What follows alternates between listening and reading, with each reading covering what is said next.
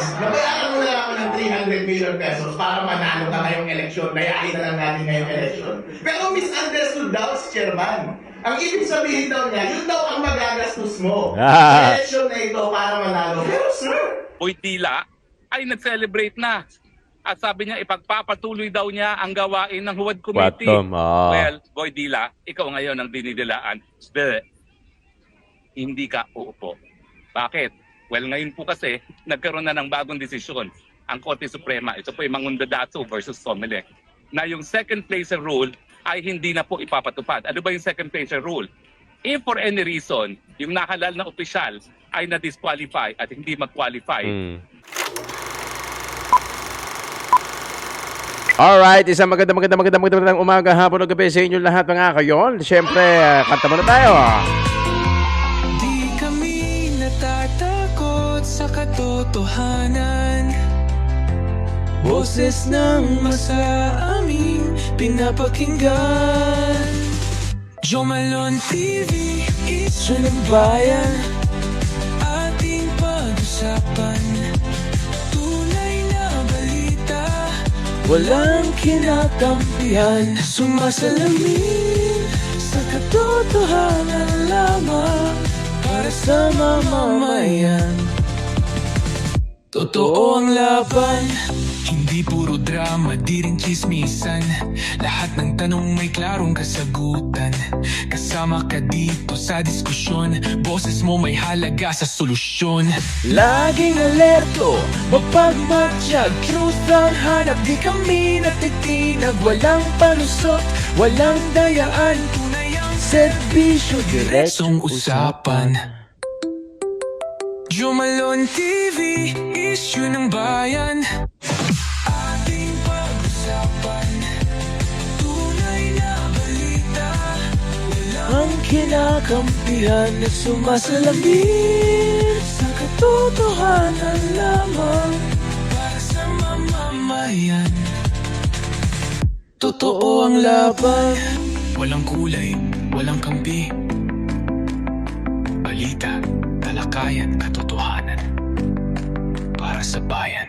Araw ng linggo mga kayon. Kaya naman magandang umaga, hapon o gabi sa inyo lahat. Lalo na sa mga OFW natin at mga viewers, pati na rin dito sa Pilipinas, Luzon, Visayas, Mindanao. Paki-attendance check muna dyan mga kayon.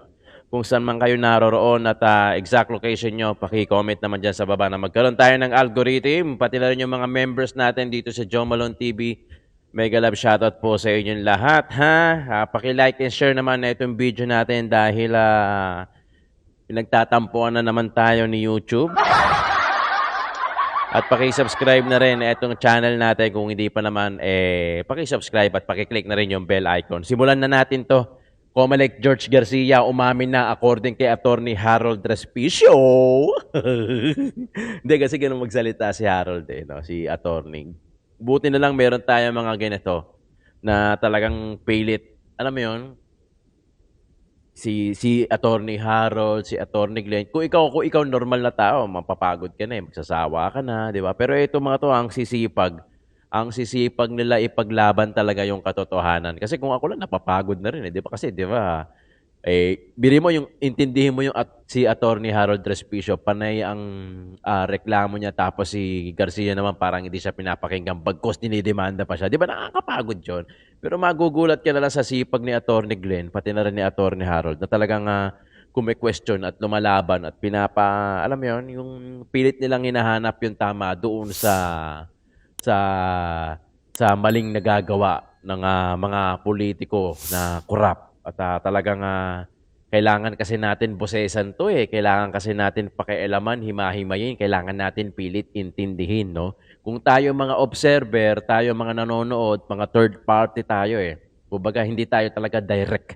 Sila talaga yung mga direct. Kumbaga tayo nakikinood, nakikiusyoso, nakiki-observe. Gusto natin himayin, gusto natin malaman kung ano talaga yung totoo, pinagkakaitsit nila sa atin yung ganyan. Buti nila, may mga ganito tayong klaseng tao, gaya ni Attorney Harold, pati ni Attorney Glenn, na talagang pilit hinahanap yung tama doon sa mga posibleng mali. salamat po sa pag-invite kay Attorney Harold Respicio dito sa forum na ito upang pag-usapan ang mga pagkakamaling nangyari ngayong eleksyon na ito para hindi na makulit sa 2028. Latest po, umamin na po si Chairman ng congressman na tumatakbo noon sa Bohol. At sinabi niya, kailangan mo ng 300 million pesos para manalo. Pero sabi ni Chairman George Garcia, na-misunderstood daw siya. Sir, hindi nga. Kasi papakinggan mo, kailangan mo ng 300 million pesos para manalo. Parang extortion yan. Di ba nga sinabi ko nga sa inyo, pwede kasing i-deny eh. Di ba? Yung sinabi kasi, kung sinabi man ni Comelec Garcia yun, naku, kailangan mo ng 300 million. Yan din naman niya sinabi na kailangan mo akong bayaran para manalo ka worth 300 million. Pwedeng i-deny. At which is nangyari na nga. So nakahang eh. Di ba? Pero kung salitang kalye, salitang kanto, gaya natin, alam natin kung anong ibig sabihin. Hindi ko inaakusahan si Comelec Garcia. Kumbaga kung sa atin yung nangyari, gano'n kunyari, pumusta ka, di ba? May papagawa ko sa'yo, naku, kailangan mo ng ano dyan, di ba? Parang understood na yun, salitang kanto, salitang hindi man direktang sinabi na kailangan mong bayaran ako. Para sa atin, alam natin. Diba, lagi ko sinasabi, naniniwala naman kami sa inyo. Kay BBM, naniniwala naman kami. Kaya Torre sa 911 na 5 minutes na darating na yung mga kapulisan, naniniwala naman kami. Pero laging sinasabi ni Joe Malone, hindi kami ipinanganak kahapon. Di ba? Naniniwala kami. Pero hindi kami ipinanganak kahapon at lalong-lalong hindi kami tanga kayo. Parang nagsasuggest, nabayaran mo na lang ako ng 300 million pesos para manalo ka ngayong eleksyon, nayain na lang natin ngayong eleksyon. Pero misunderstood daw si Chairman. Ang ibig sabihin daw niya, yun daw ang magagastos mo sa eleksyon na ito para manalo. Pero sir, ang allowed na gastos lang ng isang congressman ay 3 pesos kada botante. At 300,000 lang ang botante doon sa distrito niya. Ibig sabihin, ang gastos, 900,000 lang dapat. Bakit mo sinabing 300 million? Pagkatapos ng pag-file namin sa Supreme Court, marami kong malapit na report kay Atty. Harold Respicio na pareho po ang experience. At sir, merong na-record na mataas na opisyal doon sa Comelec. Huwag muna natin babitin ngayon. Dahil yung record na yan ay lalabas. Meron po, napatunayan po na tumanggap na 25 million pesos mula sa isang local candidate. Ang problema, tumanggap din mula sa kabilang kandidato. Ang problema ngayon, sinisigil na sir. Nasaan na? Yung ibinayad namin sa inyo, sabi, i-refund na lang daw. Pero daw ang problema, nabayaran na daw yung mga ibang commissioner. Abangan po ninyo. Ang problema po, sabi, bawi na lang ako sa protest. Nag-protest ka naman eh. Kaya pala nagkabali-baliktaran na yung resulta ng eleksyon ngayon. May nanalo, nasingil na yung nagbayad, pero babalik ka rin sa uli para mabayaran din yung kabila. Kung titignan po natin itong context na ito, mga aligasyon na pambabayad sa Comelec, at doon sa observa mismo doon sa ground, na irregularity sa magpapatakbo ng eleksyon, everything comes together. Ang una kong obserbasyon ay yung maling paggamit ng software. Ang sabi ko ng batas, ang software na dapat tatakbo sa makina ay yun ang ma-audit. Pero iba po yung inilagay sa makina. Kapag iba na po ang version at iba na po ang hash ng software na yun, iba na po yung nandun sa loob ng makina. Chairman George Garcia, tanong ko po sa inyo, nandun ba sa loob ng software yung daya? Ipakita mo na lang kaya yung software, i-open source mo at kami ang mag-aral, makita natin kung ano ang nasa loob nun. Ang isa po pong pagkakamali na naobserbahan ay yung transmission. Ang sabi po ng batas, dapat dire-diretso mula sa independent automated counting machines papunta sa mga servers. Sabay-sabay, Comelec servers at yung mga transparency servers. Para nga naman kapag nandaya ang Comelec, huli ka agad ng mga transparency server. Pero inamin mismo ni Chairman George Garcia, kinokulit pala nila bago magpadala doon sa mga transparency server at pinapadala nila cumulative every 15 minutes. Anong ibig sabihin po nito? Na manipulate po yung data mula sa mga automated counting machines bago pumunta sa mga server. Kapag po yan sa batas, illegal po yan. At yun po yung dahilan, kaya pinapalisbar natin si Chairman George Garcia at mga commissioner. Yun po ang dahilan. Kaya nananawagan tayo sa National Bureau of Investigation para investigahan ang kanilang illegal na paggamit ng software, illegal na paggamit ng computer equipment na nag-interfere sa ating election process dahil yan po ay krimen. Yan po ay paglabag sa batas ng eleksyon. At kayo mga commissioner, kayo ang responsible ng pag-implement niyan. Dapat po kayong makulong. Ngayon po, itong suggestion ng grupo ni Mr. Greg Obiliela na gumawa ng manual counting alongside sa automated counting machines at gumamit ng blockchain para secure yung transmission at ma-maintain yung integrity ng data. Consistent po yan para maiwasan itong mga nangyari na daya na ito. Ang una po kasing daya na pwedeng mangyari at pinakamadaling gawin ay yung na-observa natin na itatanim na mismo sa software yung daya. Kasi baka nasa 3.5 na mismo yung daya. Madam, tataka ka lang no? Yung sa version, ano naman yan sa cellphone, alam natin yan Magkakaroon ng update version. Hindi naman magkakaroon ng update version kung walang pinagbago. Kasi kung wala naman pinagbago yung software, gaya na sa cellphone sa cellphone, kung wala naman pinagbago yung software, definitely wala nang update version. Bakit kailangan mo pang i-update yung version kung wala naman pinagbago? Diba? So, ganun lang ka simple yung logic gaya na sinasabi ni Attorney Harold. So, yung 3.5 na version versus dun sa 3.4 na version natin. Kapag manual counting mo yan, syempre, nawala na yung opacity. Transparent na. Makikita na natin mismo yung mga balota. Ang tao po, kapag binidyo mo yan, yung mga election board, yung mga watcher, makikita nila yung mga balotang binabasa nila, nakikita natin kung nandaraya, makikita natin kung totoo ba talaga yung bilang. Kaya yung problem number 1, maiiwasan po kapag ginawa natin yung manual counting sa araw ng election. Ang pangalawang problema po ay yung problema sa transmission at pag-maintain ng database. Masasolve po yan ng blockchain. Kasi po ang solusyon ni Mr. Belgica ay diretsyo mula sa automated counting machine, diretsyo agad sa blockchain. Ang blockchain po kasi, wala pong isang entity na nagko-control yan. Distributed po yan. Yung software po niyan ay open source. Hindi mo pwedeng dayain yan at maraming mga servers na independent na nag-maintain ng lahat ng database yan. Kaya kapag transmit mo mula sa automated counting machines papunta sa blockchain, walang kahit na sino mang gobyerno, organisasyon, o media o tao na pwedeng mandaya yan. Diretso kaagad, in real time, reflected kaagad, kita ng public kung saan yung source at kita kaagad. Yun ang dapat. Kaya wala ka ng panahon para baguhin pa sa gitna yung data na ipinapadala ng automated counting machines. At kapag nasa blockchain na, hindi mo na rin mababago yung final results na nandoon. Kaya hindi mo na mababago yung data na nasa database. Inuulit ko po, in summary, ang problema po ngayong election na ito ay dahil hindi tayo sure kung may daya ba sa pagbilang nandun sa software. Hindi tayo sure kung may daya ba sa pag-transmit dahil inistorbo nila yung data mula sa source automated counting machine papunta sa mga servers. So pwede nilang i-manipulate sa gitna.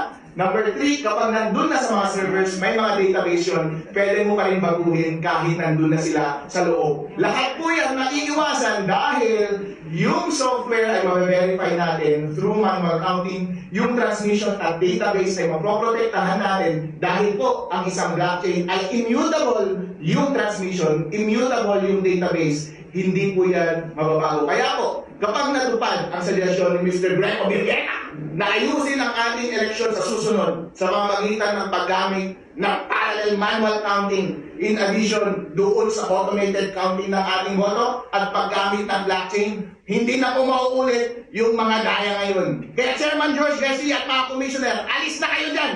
Ilagay na natin itong mga idea ni Mr. Greg Obiliela at gawin natin sa 2028 para lahat po tayo ay masaya at lahat po na binoto natin ay siyang totoong proklama at mamuno sa atin. Ito dapat ang paraan paano mag-decide ng mga ganyang kontrobersiya. Kung ang dahilan po ay kung nabayaran kayo, kaya binabaliktad ninyo yung mga ganyang resulta ng eleksyon, mali po kayo. Dapat po mag-decide kayo on the merits at sundin ninyo ang batas. Ang malinaw po sa batas, hindi dapat kayo tumatanggap ng bayad. Ano yung stand doon sa panawagan ng election revolution? Mga kababayan, ito po ang tanong para sa inyo, eleksyon o revolusyon? Ine-emphasize po ng tanong na yan ang kahalagaan ng ating demokrasya, ang ating kalayaan na magboto ng mga tao na mamumuno sa atin. Kapag natanggal po sa atin yan, wala na ang esensya natin bilang Pilipino. Eleksyon o revolusyon? Ano po ang gusto ninyo? Ang mapayapa po na sagot na hindi revolusyon ang sagot ay para tanggalin natin yung mga nakaupo doon sa COMELEC ngayon. Yung mga commissioners ng COMELEC, dahil sila ang gumawa ng kalokohan ngayong eleksyon na ito, dapat hindi na sila yung nakaupo sa susunod na eleksyon. Pangalawa, dapat baguhin natin yung polisiya ng pagkandak ng ating eleksyon sa pamamagitan ng pag-amend ng rules ng COMELEC mismo or pag-amend ng batas para wala ng choice yung COMELEC. Specifically, ang dapat natin gawin, yung control dapat sa pagbilang, yung software ay wala na dapat sa kamay ng isang ahensya lamang, which is COMELEC. Pangalawa, yung control sa transmission at custody ng data ay dapat wala na rin sa kanilang kamay. At yan ay nasolusyonan ng mungkahi ni Mr. Greco Bilgega na gumamit ng manual counting in parallel sa automated counting at sa paggamit ng blockchain. Para po lahat na ng daya na nangyari nung election 2025 ay hindi na po maulit. Ngayon mga kababayan ko sa Pilipinas, positiba po ba kayo na magagawa lahat yan? Hindi po! Meron po kayong pangalawang choice sa tanong na eleksyon o revolusyon. Mga kababayan, huwag niyo po kaming iiwan Natatawa na sa lang yung aming reporter. advokasya ito. Hindi po kami titigil hanggat masagot ang tanong natin, maayos na eleksyon o revolusyon. Hindi po namin kayo bibitawan. Ang hinihiling ko lang po, mga kababayan kong Pilipino, huwag niyo po kaming bibitawan. Samahan niyo po kami hanggat maipagtupad po ang lahat ng polisiya na sinasuggest ni Mr. Greco Bilgega. At kung hindi natin magawa sa pamamagitan ng maayos na polisiya para sa maayos na eleksyon, inuulit kumulit ang tanong, hindi po namin kayo bibitawan sa pagsagot ng tanong ng eleksyon o revolusyon. Makakasama niyo po kami hanggang sa huli. Sabi po niya doon na napigla po siya at nagulas pero tila daw nababaliktad. Ano po reaction po? Umamin si Chairman George Garcia na sinabi nga niya sa tumatakbong congressman na kailangan niya ng 300 million pesos para manalo nung eleksyon. Kung papakinggan mo po, mukhang extortion, ano po? Mukhang invitation na magbayad na lang ng bribe para manalo noong eleksyon. Pero sabi ni Chairman George Garcia, misinterpreted daw, binaliktad daw siya. Ang ibig sabihin daw nun, ayun yung expected na magagastos niya noong kumpanya bilang congressman ng kanilang distrito. Pero kapag tatanungin mo po, magkano ba talaga dapat ang gagastusin ng isang congressman kapag ang bilang ng botante mo ay 300,000 pesos? 3 kada botante, 900,000 pesos lamang. Pero Chairman George Garcia, bakit mo sinabing 300 million pesos? Ano po ang paniniwalaan ninyo? Yung common sense ninyo? Kung anong ibig sabihin ng sinabi niya? O yung palusot ni Chairman George Garcia? Yes, galing. Galing, di ba? Ang galing lang ni Attorney Harold, alam mo kasi na alam niya yung sinasabi niya. Di ba? The way na magsalita siya, the way niya ipaliwanag niya, hindi nagbabakel, hindi nag-iisip, talagang alam na alam niya in and out kung ano yung sinasabi niya, lalo-lalo na padating sa automatic counting machine. Alam niya. Pati yung mga version, yung mga website, yung mga yung proseso. Tayo kasi hindi natin alam. Lalo-lalo na ako, hindi naman ako technical, hindi naman ako IT. Alam ko, techie ako, pero not to the point na yung mga ganyan, yung mga IP addresses, yung mga website, etc. Ginagawa lang yan ng mga IT expert. Pero ito si Attorney Harold, alam niya. So meaning, alam niya in and out. Expert siya dyan. As sinabi nga niya na dati siyang IT expert, alam niya yan. Di ba? Alam niya yan. So naniniwala ako na talagang ito si Attorney Harold, dapat siya na humawak ng COMELEC sa 2028 di ba? Alam mo, pwede naman nating paniwalaan na wala naman talagang naging dayaan. Di ba? Wala naman, naniniwala nga ako di ba? Naniniwala ako and I'm sure naniniwala din itong mga viewers natin na walang dayaan. Personal opinion ko yan, ha? Pero ang laging sinasabi ni Joe Malone, hindi kami pinanganak kahapon. At mas lalong hindi kami tanga kayo. Di ba? Sus, Maginoo. Di ba? Para naman tayong ano niyan. Hindi kasi, syempre, they can, di ba? Pwede nila tayong idemanda, pwede nila tayong isubpina, di ba? Sabihin, inciting to the sedition, di ba? Ganyan, pambulag nila naniniwala naman ako sa inyo. Di ba? Pero hindi ako pinanganak kahapon. Di ba? Hindi kami pinanganak kahapon na itong mga viewers ko. Sige. Ito naman. Kung Benny Abante na dapat re-elected, ito ang paliwanag dyan. Naglabas kasi yung Supreme Court na hindi pwedeng palitan ng second placer yung na-disqualify na nanalo. Bakit? Simpleng-simple lang. Ipapaliwanag ni Atty. Harry Roque pero naintindihan ko na din yung nilabas ng Supreme Court. Talo ka nga eh. Di ba? Talo ka nga. Nagsalita na ang 6th District ng Maynila, bumoto na, may pinili na, ang pinili ay si Joey Uy, 'di ba? Na-disqualify si Joey Uy, tapos ang mananalo yung second placer, yung mas maraming boto, second to the next na nanalo. Ayaw nga ng tao sa'yo. 'Di ba? So sinabi ng Supreme Court, bakit kailangan palitan ng isang natalo at gawing mananalo kung hindi naman siya yung pinili ng taong bayan? Simpleng logic, oo nga naman.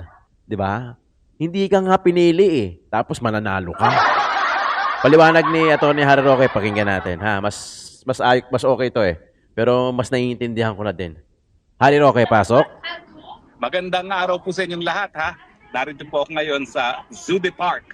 Ito po ay parke dito sa Netherlands na medyo malayo. Kauna-unahang pagkakataon po makarating dito, kung saan ang Filipino community nagdidiwang pa rin ng Independence Day sa pamamagitan ng isang community picnic. Nakita niyo po, kami mga person, at nandito naman po kami, at mga kaibigan, kasi mainit po doon sa Bitet. At nakakatuwa naman po na napakadami pa rin mga Pilipino na nagbibigay importansya sa ating kalayaan. At syempre, salamat nga pala dun sa sumuporta dun sa ating araw ng kalayaan para kita Digong, ha? Napo, ang feedback naman po yung nakakatuwa at nakakataba ng puso dahil lahat ng tao talaga umalis dun sa affair na yon na masaya, walang reklamo, proud to be Filipinos at syempre, sabay-sabay na sumigaw na bring him home. Bring him home. Bring him home. Well, ngayon po pag-usapan po natin ang kaso nitong si Benny Abante, si Boy Dila. Di ba? Well, Delat, hindi ka pa rin makakaupo. Abay, kung akala niya, siya ay makakaupo na bilang kongresista, miski siya ay natalo nitong si Joey Uy. Kung matatandaan niyo po, natalo siya bilang isang kongresista at ito naman po ay parusa ng taong bayan sa kanya dahil sa kanyang Boy Dilang ginagawa sa Kongreso. Kung saan binaboy niya yung proseso ng Kongreso at ginawa niyang talagang instrumento para gipitin ang mga Duterte at kanilang mga aliado. Well, nakatikim po siya na hagupit ng taong bayan. Pero Karma. Si Boy Abante, si Boy Dila, abay umasa na siya'y makakaupo. Bakit? Kinuntsaba ata ang COMELEC. Kinuntsaba ang COMELEC at sinabi na hindi raw natural born Filipino itong kalaban na si Joey Uy. Joey Uy. Well, alam niyo po, sa ating saligang batas, dati-rati po, under the 1935 Constitution, dapat para ikaw ay maging natural born Filipino, ang tatay mo ang dapat maging Filipino. Pero binago na po yan. Mula po, kung hindi ko nagkakamera, 1973 Constitution. No? Ngayon po, kay tatay, kay nanay ay natural born Filipino, sapat na po yan para isang Filipino ay maging natural born Filipino.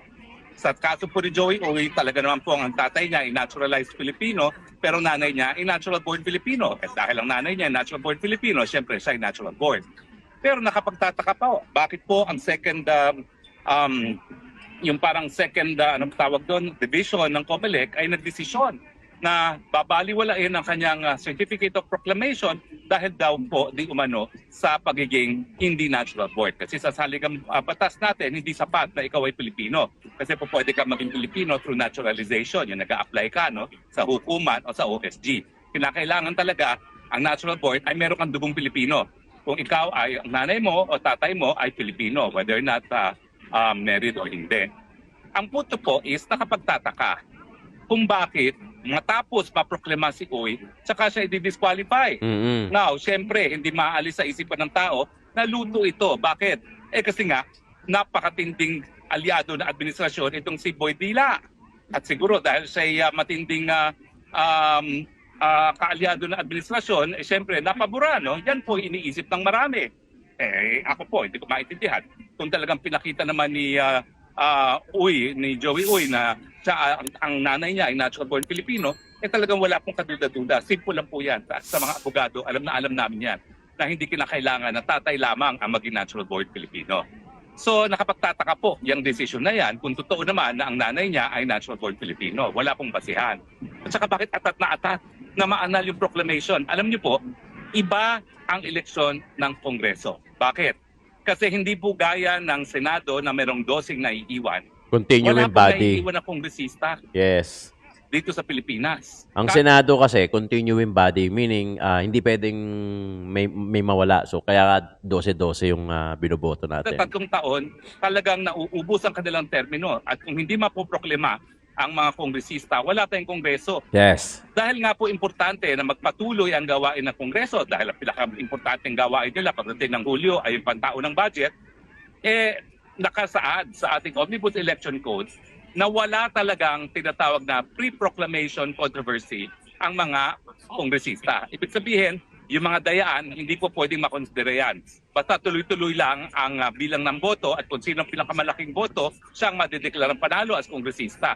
Kasi importante na sa lalong mabilis na panahon, maproklema yung mga nananalong mga kongresista. Otherwise, wala tayong kongreso na gagawa ng budget pagdating ng July. So nakapagtataka na bagamat walang pre-proclamation controversy ang mga kandidato para sa kongresista, nagkaroon ng ganitong kontrobersiya pagdating kay Joey Uy. Now, ang pagkakaalam ko po, Oo nga. talaga naman pag ikaw ay nanalo na proklema na, at hindi pa nag-a-assume ng opisina, meron pa talagang jurisdiction ng COMELEC, no?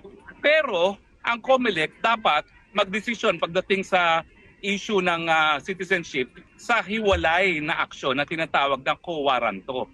Hindi ko po alam kung nagkaroon ng co-waranto yan. Kasi kung yan po ay yung nauna ng aksyon para ideklarang null and void yung kanyang certificate of candidacy, yan po ay sakop na ng pre-proclamation controversy, no? Importante na kapag naproklima na, magkaroon talaga ng direct challenge sa citizenship sa pamamagitan ng co-waranto. So hindi ko lang po alam kung yung decision na yan ay sa pamamagitan ng co-waranto petition, pero sa tingin ko po hindi, kasi napakabilis namang decision yan. Wala pang isang buwan ng eleksyon natin, meron silang decision sa co-waranto. So sa tingin ko, ito ay pa rin sa pre-proclamation controversy, no, na dapat hindi na-entertain ng COMELEC. Now, ang tanong, abay ang Boydila ay nag-celebrate na.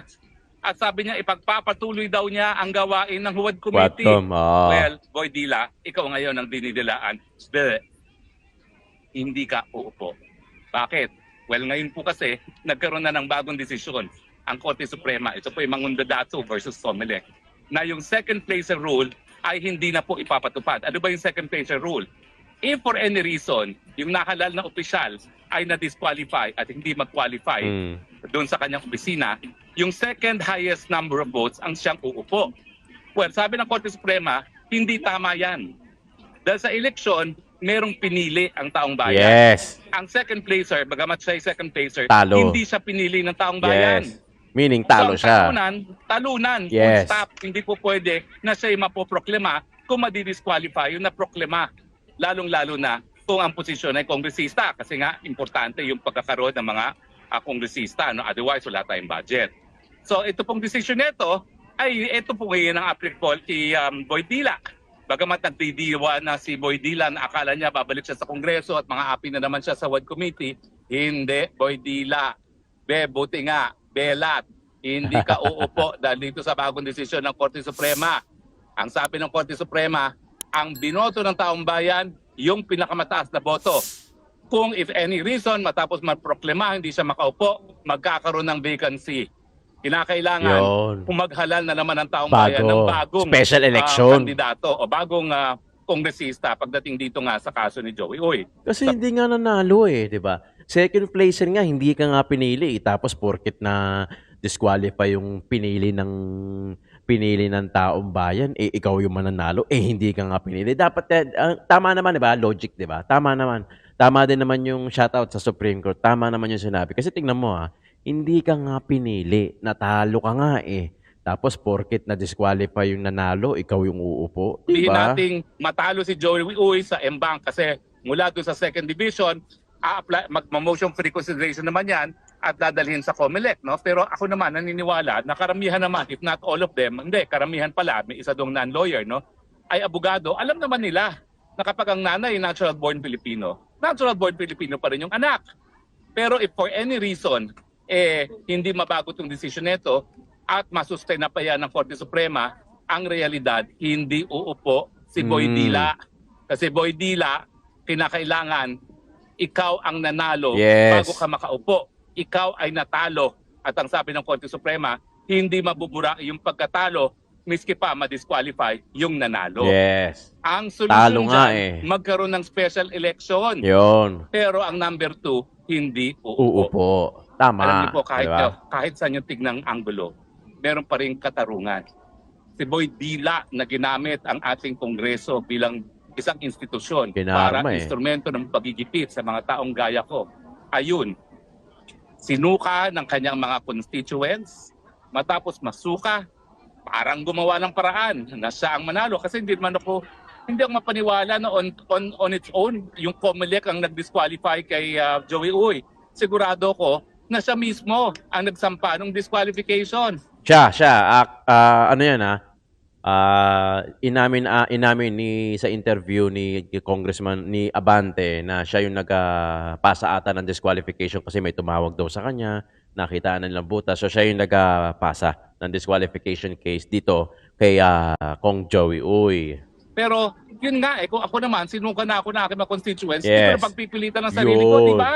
Ang sama naman nun, Mm. gahaman talaga sa kapangyarihan. May pagkakapal. Pero yun nga po, no, sinuka na siya at ang gusto pa rin niya ay siya pa rin Siya ang pa umupo. rin. Okay. Di ba? Ano naman, tama. Tama yung desisyon ng Supreme Court. Oo nga naman, talo ka nga eh. Hindi ka na nga pinili. Tapos porket madi-disqualify. Yung talagang pinili, yung talaga nanalo, ikaw ang papalit. Hindi ka nga nanalo. Di ba? Shoutout sa Supreme Court sa wakas. Nakarinig din tayo ng good news sa Supreme Court. Kaya actually, nung na-interview si Kong Abante, parang nabanggit niya ata na yun nga, tutuloy nga niya yung mga ginawa niya, yung ginawa niya sa 19th Congress. So excited na siya. So ganun. Madami. Ngayon, napahiya, kinarma, di ba? Umiyak, di ba? So kakaroon sana ng special, mababakante yung posisyon ng 6th District. So kung magkaroon naman ng special election, di natin alam, pero antabayanan na natin yan. So yan, yung pinaka-latest. So si Abante, hindi makakaupo kasi ayon sa Supreme Court, hindi pwedeng palitan ng second placer yung nanalo at pinili ng taong bayan. Talo ka nga eh. Tapos ikaw biglang mananalo. Nagkabotohan pa tayo, di ba? Nagkaroon pa ng election, kung pwede ka palang manalo kahit hindi ka pinili dahil na-disqualify yung talagang pinili at yung talagang nanalo. Di ba? Issue ng bayan nating pag-usapan. Bukas po ulit mga kayon. Maraming salamat po sa pagkikinig dito sa Joe Malone TV.